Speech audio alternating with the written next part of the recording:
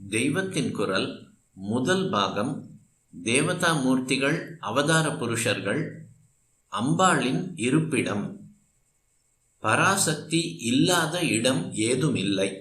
ஆனால் மனசுக்கு பிடிப்பு உண்டாவதற்காக அவளுக்கு பல வாசஸ்தானங்களை சொல்லி இருக்கிறது. முக்கியமாக ஸ்ரீ வித்யா என்கிற தேவி உபாசனா மார்க்கத்தில் சொல்கிற போது அவள் அமிர்த சாகரத்தின் மத்தியில் மணித்வீபம் என்கிற மணிமயமான தீவில் இருப்பதாக சொல்கிறோம். மணித்தீவில் பல கோட்டைகள், உத்தியான வனங்களுக்குள் சிந்தாமணிகளை இழைத்து செய்த கிரகத்துக்குள் இருக்கிறாள். பிரம்மா, விஷ்ணு, ருத்ரன், மகேஸ்வரன், சதாசிவன் இவர்கள் 4 கால்களாகவும் உட்காரும் இடமாகவும் அமைந்து உருவான மஞ்சத்தின் மேல் பிரம்மஸ்வரூபமான காமேஸ்வரனின் இடது பக்கத்தில் அமர்ந்திருக்கிறாள் என்று சொல்லியிருக்கிறது. அவள் இருக்கும் இடத்தை ஸ்ரீபுரம் என்று கூறியிருக்கிறது.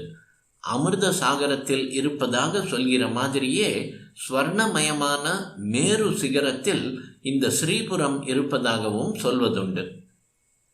தியானம் செய்வதற்கு பரம சௌக்கியமாக இன்னொரு வாசஸ்தானமும் சொல்லியிருக்கிறது.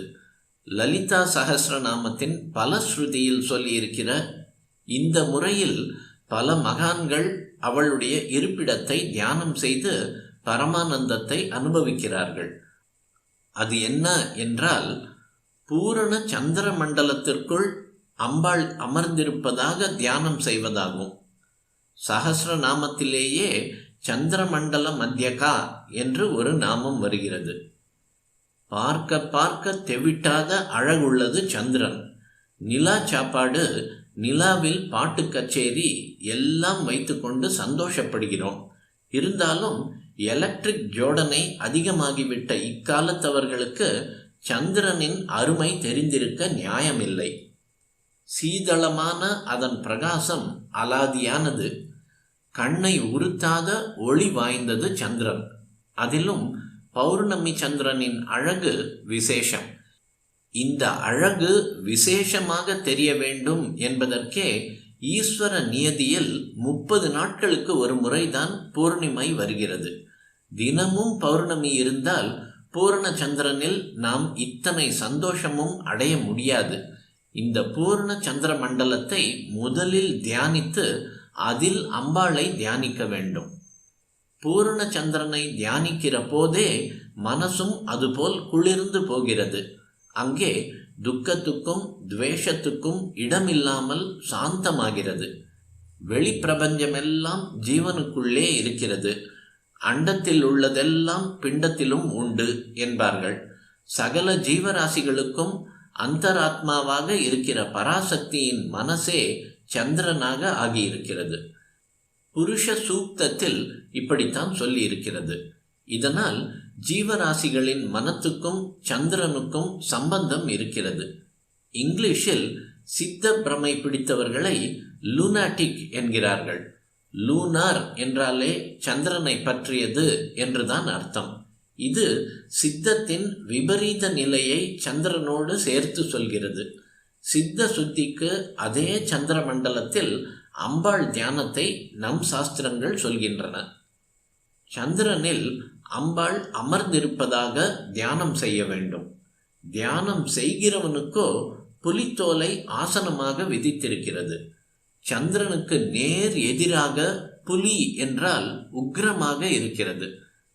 புலி எப்படி தன் லட்சியமான இரையை ஒரே பாய்ச்சலில் பிடித்து விடுகிறதோ, அப்படி நம் தியான லட்சியத்தை மனசு விடாப்பிடியாக பிடித்து கொள்வதற்கே வியாகிராசனம் விதித்திருக்கிறது. அதில் அமர்ந்து அம்பாளை சந்திரமண்டல வாசினியாக தியானித்தால் நம் மனமும் அவள் மனத்திலிருந்து வந்த சந்திரனை போல் குளிர்ச்சி அடையும். சந்திரன் தாபத்தை போக்குவது போல் நம் தாபமும் சமனமாகும். சந்திரிகையில் இருட்டு விலகுகிற மாதிரி அஞ்ஞானம் விலகும். சூரியனை ஞான ஸ்வரூபமாக சொல்லி இருக்கிறது. ஆனால் சூரிய பிரகாசம் தாபம் உண்டாக்குகிறது. அதுவே சந்திரனில் பிரதிபலித்து பரம சீதளமாகிறது. சந்திரனுக்கு ஸ்வபாவமாக ஒளி கிடையாது. அம்பாள் சூரியனைப் போல் ஸ்வயம் பிரகாசமாகவும் சந்திரனைப் போல் சீதளமாகவும் இருக்கிறாள். தாபத்தை போக்கும் போதே ஞான பிரகாசமும் தருகிறாள். ஞானம் தருகிற குருமூர்த்தி அவளேதான். காளிதாசர் தேசிக ரூபேண தர்ஷிதாபியுதாம், குரு வடிவத்தில் வந்து தன் மகிமையை காட்டுகிறவள் என்று அம்பிகையை வர்ணிக்கிறார். எனவே சந்திர மண்டலத்தில் குரு பாதத்தையும் தியானிக்கலாம். நம் தாபங்கள் விலகவும் ஞான பிரகாசம் உண்டாகவும் நாம் எல்லோரும் குளிர்ந்து இருக்கவும் இம்மாதிரி சந்திர மண்டலத்தில் அம்பாளையோ குரு பாதுகையையோ தியானிக்க வேண்டும். அம்பாளையே குருவாக தியானிக்க வேண்டும்.